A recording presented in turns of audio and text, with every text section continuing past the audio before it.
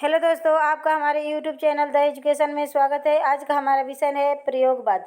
प्रयोगवाद से संबंधित महत्वपूर्ण प्रश्नों को हल करेंगे। अगर आपको हमारे चैनल पर पहली बार विजिट किए हैं तो हमारे चैनल को लाइक कीजिए, अपने दोस्तों में शेयर कीजिए और चैनल को सब्सक्राइब कीजिए। तो पहला क्वेश्चन है, निम्नलिखित में से सर्वेश्वर दयाल सक्सेना की काव्य रचना नहीं पूछा है कि इसमें से कौन सी रचना है जो सर्वेश्वर दयाल सक्सेना ने नहीं लिखी है। जंगल का दर्द है कि खूंटियों पर टंगे लोग हैं, या काठ की घंटियाँ है कि काठ की घंटियाँ है कि मुक्ति मार्ग है। तो इसमें से मुक्ति मार्ग राइट आंसर हो गया। मुक्ति मार्ग रचना भारत भूषण अग्रवाल द्वारा लिखित है, जबकि काठ की घंटियाँ, बांस का पुल, एक सूनी नाव, ये सब रचनाएं सर्वेश्वर दयाल सक्सेना की हैं। दूसरा क्वेश्चन है, तार सप्तक की परिकल्पना किसकी बुद्धि का उपज है? किसकी बुद्धि का उपज है तार सप्तक की परिकल्पना? तो वो है प्रभाकर माजवे। प्रभाकर माजवे की बुद्धि का उपज है तार सप्तक। ऑप्शन नंबर ब राइट आंसर। क्वेश्चन नंबर 3 है, धर्मवीर भारती ने बहुत लंबे समय तक किसका संपादन किया? किस पत्रिका का? साप्ताहिक हिंदुस्तान पत्रिका का संपादन किए, कि सारिका पत्रिका का, कि धर्मयुग, कि सरिता पत्रिका का संपादन किए? तो धर्मवीर भारती बहुत लंबे तक धर्मयुग पत्रिका का संपादन किए। ध से धर्मवीर भारती और ध से धर्मयुग। तो धर्मयुग पत्रिका किसकी है? धर्मवीर भारती की है, और इसका प्रकाशन उन्होंने बहुत लंबे समय तक किया। क्वेश्चन नंबर 4 है, मुक्तिबोध की ब्रह्म राक्षस और अंधेरे में की रचना किसकी है? मुक्तिबोध की। और ब्रह्म राक्षस मुक्तिबोध की। कविताओं का वर्णन शैली क्या है? किस शैली में इन दोनों रचनाओं को मुक्तिबोध जी ने लिखा है? तो फैंटेसी शैली में लिखा है। फैंटेसी शैली में लिखा है इन दोनों रचनाओं को। ऑप्शन नंबर ब राइट आंसर। क्वेश्चन नंबर 5 है, अज्ञेय का प्रथम काव्य संग्रह भग्नदूत। भग्नदूत किसकी रचना है? अज्ञेय जी की। तो अज्ञेय की प्रथम काव्य संग्रह भग्नदूत किस वर्ष में प्रकाशित हुआ? 1943 में प्रकाशित हुआ, कि 1930 में, कि 1950 में, कि 1933 में? तो option number the right answer. 1933 ईस्वी में भग्नदूत नामक काव्य संग्रह का प्रकाशन हुआ, जो अज्ञेय जी द्वारा रचित है। सांप क्या है? अज्ञेय जी की एक कविता है। सांप क्या है? अज्ञेय जी की एक कविता है। सांप अज्ञेय जी की एक कविता है। यह किस पर आधारित है? भावात्मक शैली पर आधारित है, कि व्यंग्यात्मक शैली पर, कि आदर्शवादी शैली पर, कि यथार्थवादी? तो सांप एक व्यंग्य प्रधान कविता है। इसमें सांप के माध्यम से मनुष्यों को संबोधित करते हुए सांप कविता अज्ञेय जी द्वारा रचित है। उसमें मनुष्यों को कहें कि अरे सांप, तूने डसना कब सीख लिया? तुम तो इस प्रकृति में आए थे, सब कुछ का तूने उपभोग किया, फिर डसना कैसे भूल गया? ऐसे करके एक व्यंग मारे हैं मनुष्यों के स्वभाव पर अज्ञेय जी। तो इनकी यह एक व्यंग प्रधान रचना है सांप। इनमें से विजय देवनारायण शाही की काव्यकृति कौन सी है? मछली घर है, कि त्रास है, कि मृग और तृष्णा है, कि सूर्य का स्वागत है? तो सूर्य का स्वागत तो धर्मवीर भारती का है। धर्मवीर भारती का है, जबकि मछली घर विजय देवनारायण शाही की रचना है। Option number a right answer. इनमें से कौन सा प्रयोगवाद का केंद्र है?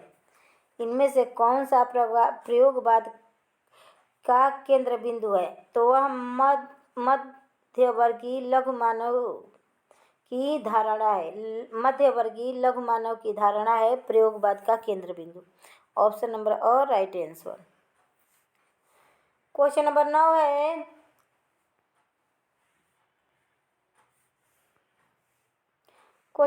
है, ब्रह्म राक्षस नामक कविता के रचयिता का नाम बताइए। ब्रह्म राक्षस नामक कविता के रचयिता का नाम बताइए। धर्मवीर भारती हैं, कि भवानी प्रसाद मिश्र हैं, कि मुक्तिबोध हैं, कि गिरजा कुमार माथुर हैं? तो ब्रह्म राक्षस कविता मुक्तिबोध जी की है। ऑप्शन नंबर स राइट आंसर।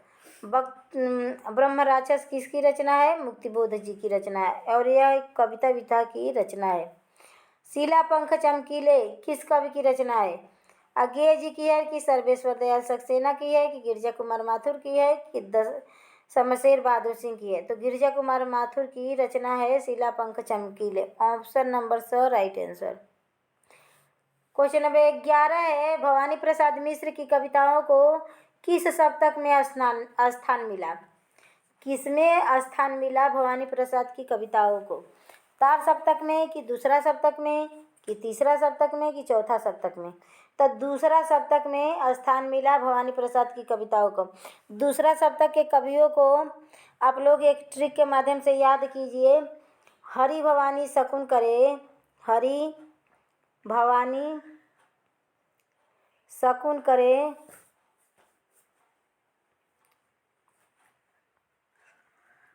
शेर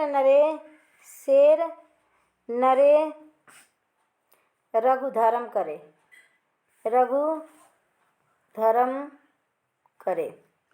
तो यह एक ट्रिक है तार सप्तक में सम्मिलित दूसरा सप्तक के कवियों का। हरिभाव उपाध्याय, भवानी प्रसाद मिश्र, शकुन हरि से हरदेव प्रसाद, भवानी से भवानी प्रसाद मिश्र, शकुन से शकुंतला कुमार माथुर और शमशेर से शमशेर बहादुर, नरेश से नरेश मेहता और रघुवीर साय और धर्मवीर भारती। इतने कवि 7 कवि तार सप्तक में समाहित थे। तो इसका तार सप्तक के दूसरा सप्तक के कवियों को आसान तरीके से आप लोग याद कर सकते हैं। हरि भवानी शकुन करे, शेर नरे रघु धर्म करे। आह मेरा श्वास है, उत्तप्त ध्वनियों में उमड़ आई है लहू की धार, तुम कहाँ हो नारी। यह पंक्तियाँ किस कवि की है? मुक्तिबोध की है कि दुष्यंत कुमार की है कि गिरिजा कुमार माथुर की है कि अज्ञेय की है? तो option number the right answer. यह अज्ञेय जी की पंक्तियाँ हैं। Option number the right answer. Question number 13 है, मैं प्रयोगवाद का अगुआ नहीं हूँ, पिछलगुआ हूँ। उपयुक्त कथन किसका है? किसने कहा है कि मैं प्रयोगवाद में अगुआ नहीं हूँ, आगे आगे चलने वाला नहीं हूँ, पिछलगुआ हूँ, पीछे रहने वाला हूँ? अज्ञेय जी ने कहा कि जगदीश चंद्र माथुर जी ने कि दिनकर जी ने कि मुक्तिबोध जी ने? तो यह रामधारी सिंह दिनकर जी द्वारा कहा गया युक्ति है कि मैं प्रयोगवाद का अगुआ नहीं हूँ, पिछलगुआ हूँ। अगुआ उन्होंने किसे माना? तो अज्ञेय जी को माना। प्रयोगवाद के प्रवर्तक कौन थे? अज्ञेय जी थे। प्रयोगवाद का सबसे बड़ा दोष था, क्या दोष था? लोक कल्याण की उपेक्षा था कि नवीन के प्रति अतिशय मोह था, रूढ़ियों का विरोध था कि नए प्रतीकों का सर्वथा अभाव था? तो लोक कल्याण की उपेक्षा थी, उपेक्षा नहीं थी, अपेक्षा थी लोक कल्याण की। तो इसीलिए यही दोष होगा। तो यही राइट आंसर, ऑप्शन नंबर और राइट आंसर। क्वेश्चन नंबर 15 है, धर्मवीर भारती की रचनाएं किस शतक में सम्मिलित है?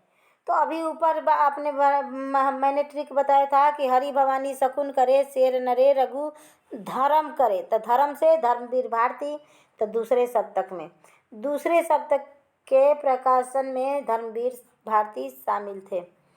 समकालीन समीक्षा में अस्तित्ववादी किसे घोषित किया गया? अज्ञेय जी को कि नागार्जुन जी को कि निराला जी को कि मुक्तिबोध जी को? तो समकालीन समीक्षा में अस्तित्ववादी अज्ञेय जी को घोषित किया गया। ऑप्शन नंबर और राइट आंसर। क्वेश्चन नंबर 17 है, दुख सबको मांझता है, यह किसकी पंक्ति है? तो यह अज्ञेय जी ने इस पंक्ति को कहा है कि दुख सबको मांझता है। जब किसी के ऊपर दुख पड़ता है तो वह एकदम जैसे सोने को आग में जलाकर तपाया जाता है, जिससे उसके निखार में वृद्धि होती है।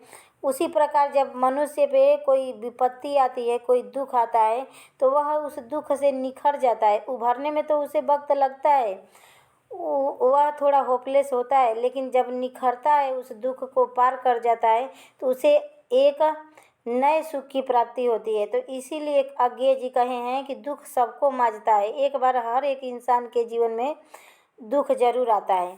तो यह अज्ञेय जी की पंक्ति है कि दुख सबको मांझता है।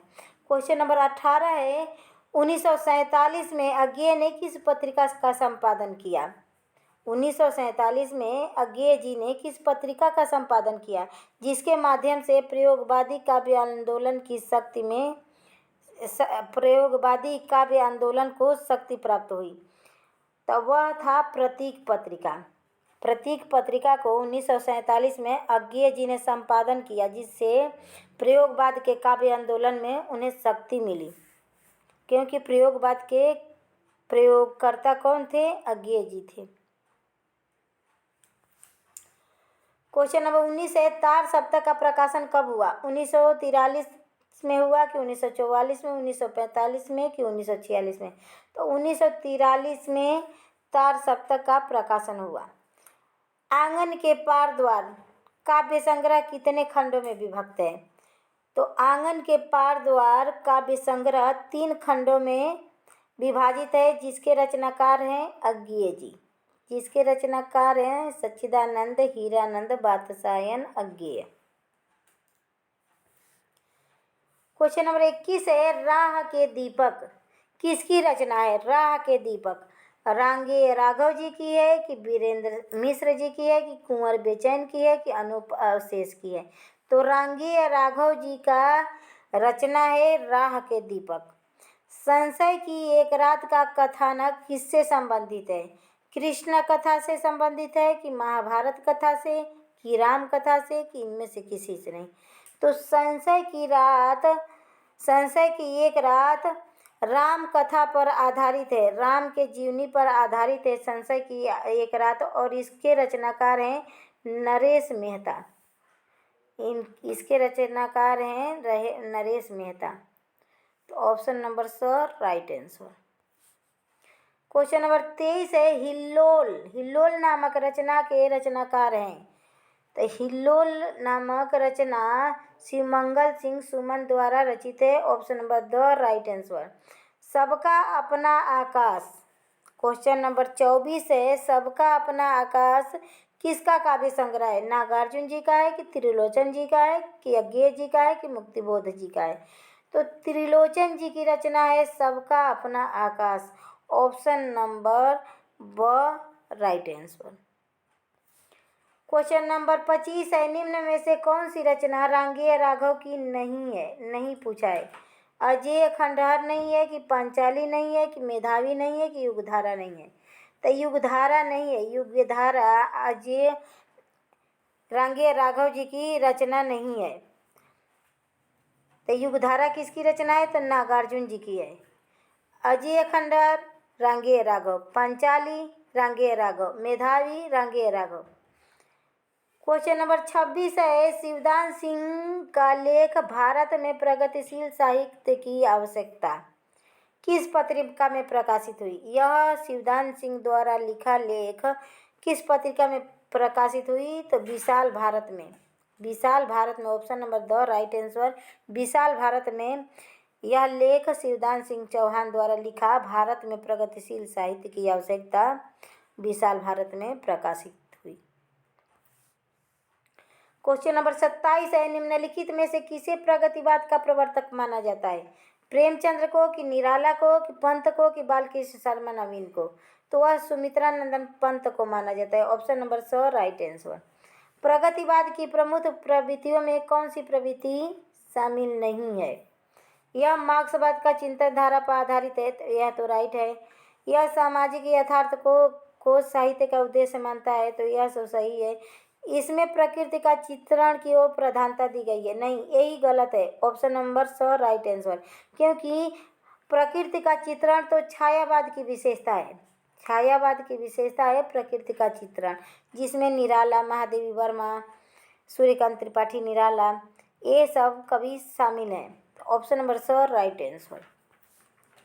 क्वेश्चन नंबर 29 है, ऐसे प्रगतिवादी कवि जो बड़े कवि तो नहीं बन पाए, ऐसे प्रगतिवादी कवि का नाम बताइए जो बड़े कवि तो नहीं बन पाए। लिंकन, बड़े आलोचक बन कर के दिखाए हैं। तो कौन है? रामविलास शर्मा है कि प्रकाश चंद्र गुप्त है कि नागार्जुन है कि केदारनाथ अग्रवाल है? तो वह रामविलास शर्मा है। ऐसे कवि रामविलास शर्मा है जो एक बड़े कवि तो नहीं बन पाए लेकिन एक बड़े आलोचक जरूर रहे हैं। लंदन में गठित भारतीय प्रगतिशील लेखक संघ का नेतृत्व किसने किया? तो यह मुल्क राज आनंद व सज्जाद जहीर ने किया लंदन में। लेकिन भारत में पूछेगा तो भारत में प्रेमचंद्र ने किया।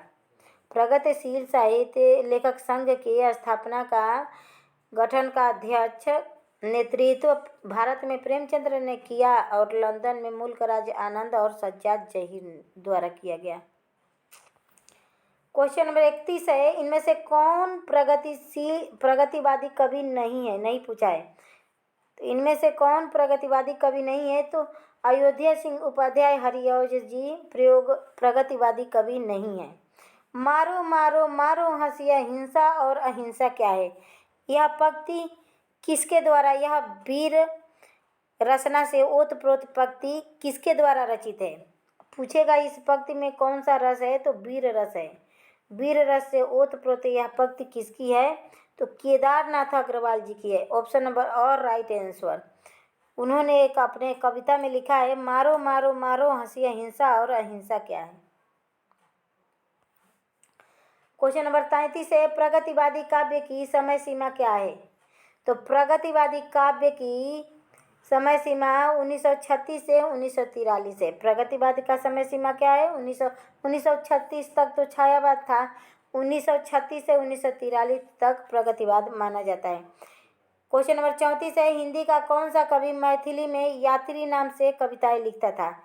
तो यात्री नाम से नागार्जुन जी कविता लिखते थे। मैथिली भाषा में यात्री नाम से कविता लिखने का श्रेय नागार्जुन जी को प्राप्त है। क्वेश्चन नंबर 35 है, कबीर के उपरांत हर विध्वंसकारी और जन विरोधी शक्ति को सर्वाधिक खुली चुनौती देने वाले साहित्यकार कौन है? तो वह नागार्जुन जी हैं। पहले तो कबीरदास जी खुली चुनौती देते थे, जाति पाति को कोई नहीं पूजे नहीं कोई हरि को भजे जो हरि को होई। जाति पाति पर, मुस्लिमों पर और हिंदू पर कटाक्ष मारने वाले पहले कबीरदास थे। लेकिन आधुनिक कबीर किन्हें कहा जाता है? तो नागार्जुन जी को आधुनिक काल का कबीर कहा जाता है। आधुनिक काल का कबीर कहा जाता है, नागार्जुन जी को कबीर कहा जाता है। तो ऑप्शन नंबर ब राइट आंसर। चमगादड़ की वृत्ति न लेकिन मैंने सीखी, मैंने चमगादड़ की वृत्ति नहीं सीखी। दृढ़ निष्ठा अपना न सका मैं श्वान सरीखी। उपयुक्त पंक्ति में चमगादड़ और श्वान, श्वान माने क्या होता है? कुत्ता होता है। कुत्ते को क्या कहते हैं? श्वान कहते हैं। तो पूछा है कि इस कविता के पंक्तियों में चमगादड़ और श्वान किसके प्रतीक हैं? तो चाटुकार कवि और लेखकों का प्रतीक है चमगादड़ और श्वान। श्वान चाटुकार कवि को उन्होंने चमगादड़ माना और लेखकों को श्वान माना। ऑप्शन नंबर स राइट आंसर। क्वेश्चन नंबर 37 है, सिंदूर तिलकित भाल और तुम्हारी दंतुरित मुस्कान इन कविताओं के रचनाकार कौन है? तो नागार्जुन है। सिंदूर तिलकित भाल तुम्हारी दंतुरित मुस्कान यह नागार्जुन जी की रचना है। रत्नगर्भा खंड काव्य के रचयिता कौन है? रत्नगर्भ क्या है? एक प्रकार का खंड काव्य है। और इसके रचयिता कौन है? तो इसके रचयिता भी नागार्जुन जी हैं। ऑप्शन नंबर और राइट आंसर।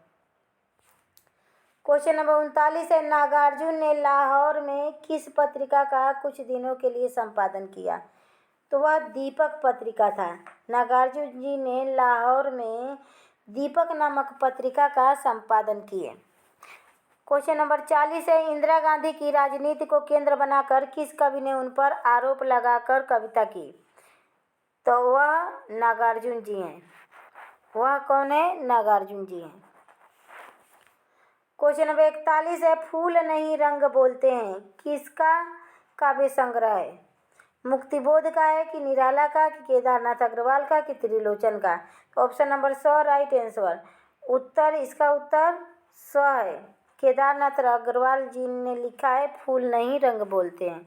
नागार्जुन का वास्तविक नाम क्या था? तो नागार्जुन का वास्तविक नाम वैद्यनाथ मिश्र था। नागार्जुन जी का वास्तविक नाम क्या था? वैद्यनाथ मिश्र था। ऑप्शन नंबर और राइट आंसर। और यह मैथिली भाषा में यात्री नाम से कविताएं किया करते थे। क्वेश्चन नंबर 43 है, निम्नलिखित में से कौन सा सुमेलित नहीं पूछा है? मुक्ति मार्ग भारत भूषण अग्रवाल, पिघलते पत्थर रांगे राघव, अजय खंडेर निराला, प्रलय सृजन शिवमंगल सिंह सुमन। तो यह तो मुक्ति मार्ग भारत भूषण अग्रवाल का तो है, यह राइट है। पिघलते पत्थर रांगे राघव जी का है और प्रलय सृजन शिवमंगल सिंह सुमन जी का है। लेकिन अजय खंडेर निराला जी का नहीं है। अजय खंडेर किसका है? रांगे राघव जी का है। तो ऑप्शन नंबर स राइट आंसर। क्वेश्चन नंबर 44 है, माझी न बजाओ बंसी कविता के रचनाकार कौन है?